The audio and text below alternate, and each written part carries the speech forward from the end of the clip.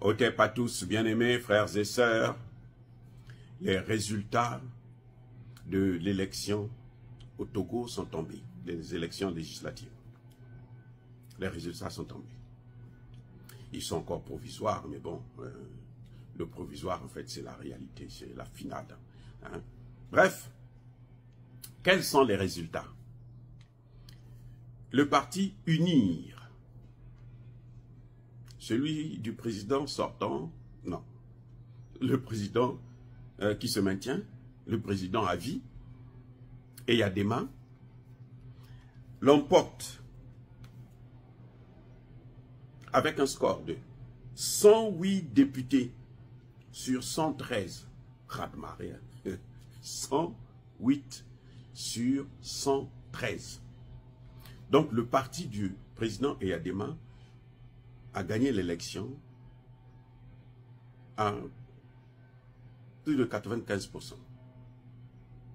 Ben, il aurait pu faire 100%, ce serait nettement mieux. Celui du côté des sénateurs, 137 sénateurs pour le parti d'Eyadema sur 179. Donc 42, on a laissé une quarantaine de députés à l'autre. Et au niveau de députés, on a laissé 5 sièges de députés à l'opposition.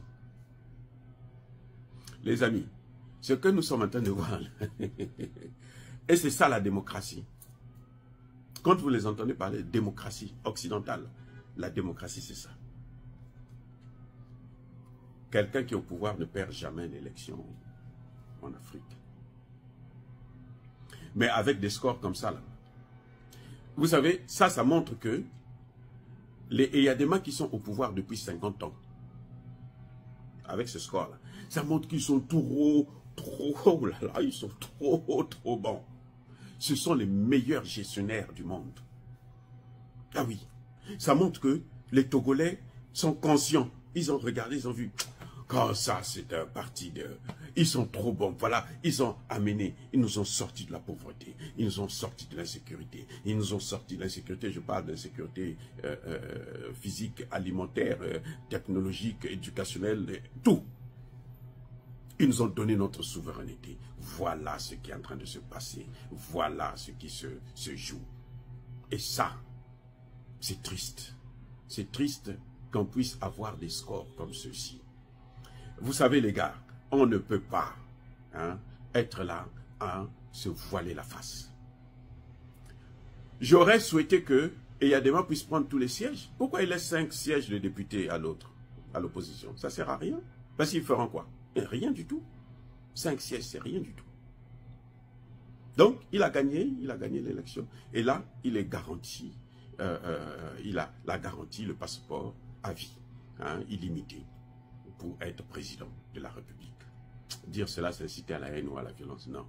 Il y a pas colère V, il y a Malembe. Soyez bénis, abondamment bénis par le Dieu des Kémites et par nos ancêtres évangélisés. Mais que tous ceux qui persécutent le continent africain, le pillent et le déstabilisent, qu'ils soient noirs, blancs, chinois, arabes, juifs, indiens, qui qu'ils soient punis, maudits, foudroyés, neutralisés, écrasés, effacés par le Dieu des Kémites et par nos ancêtres évangélisés. Vive l'Afrique éternelle, j'ai dit et j'assume. Dans lesquels les actes dont nous parlons sont passés. Mais il y en a partout. Mais les localités que je connais le mieux, je prends le veau, ça je connais. On a cité des villages. Je vous ai donné le village de Pédi dans le canton de Dagati. Dans ce village, nos délégués, on leur a donné des consignes d'être présents dans le bureau de vote au plus tard à 6h30. Mais à 6h30, lorsque les délégués se sont présentés, ils ont vu que les urnes étaient déjà remplies aux 2/3. Mais qui a voté? Qui a rempli les urnes? On interroge celui qui est président, enfin qui est comment vous appelez ça? Le président du bureau de vote. Et il balbutie un truc et puis après on nous dit, c'est le chef qui est venu pour dire, mais comme les gens vont aller au champ, on leur a donné l'occasion de voter avant d'aller au champ. Et qui est là? Alors qu'on au moment où on est allé, on n'a vu personne. Si au moins les gens avaient rempli, dans le bureau de vote, il y avait eu un fil de gens qui voulaient voter, on peut comprendre, oui, peut-être qu'ils sont venus plus tôt. Mais il n'y avait personne, mais les urnes étaient déjà aux 2 tiers remplies.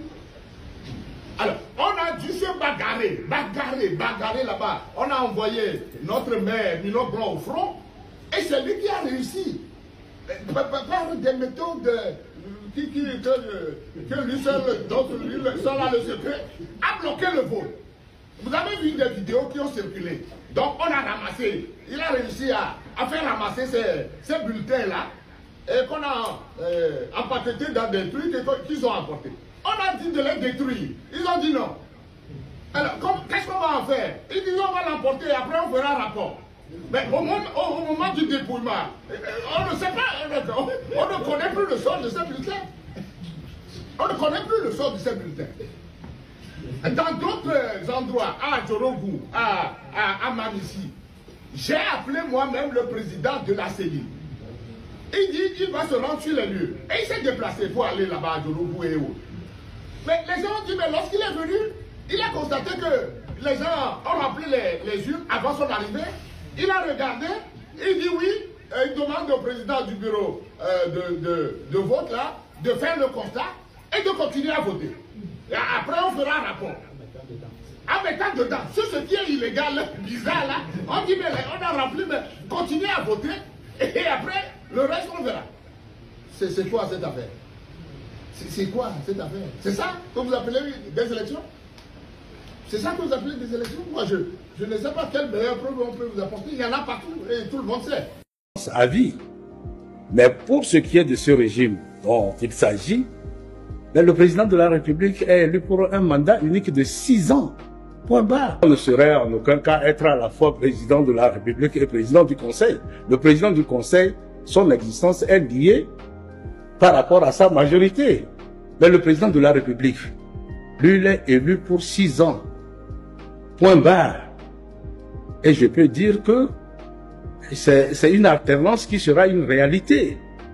Dans tous les cas, je ne vois pas en quoi quelqu'un qui aurait des ambitions de s'éterniser au pouvoir peut choisir la voie d'un régime parlementaire. Si on veut vraiment s'éterniser, à mon avis, je ne sais pas par quel mécanisme on peut être élu pour 6 ans et vouloir s'éterniser. C'est normal que le débat puisse se faire, tout le monde suit, mais dans tous les cas, je ne pense pas qu'il est approprié de dire ou de penser que le régime parlementaire va consacrer une présidence à vie. Au contraire, le président de la République sera élu pour un mandat de 6 ans, unique.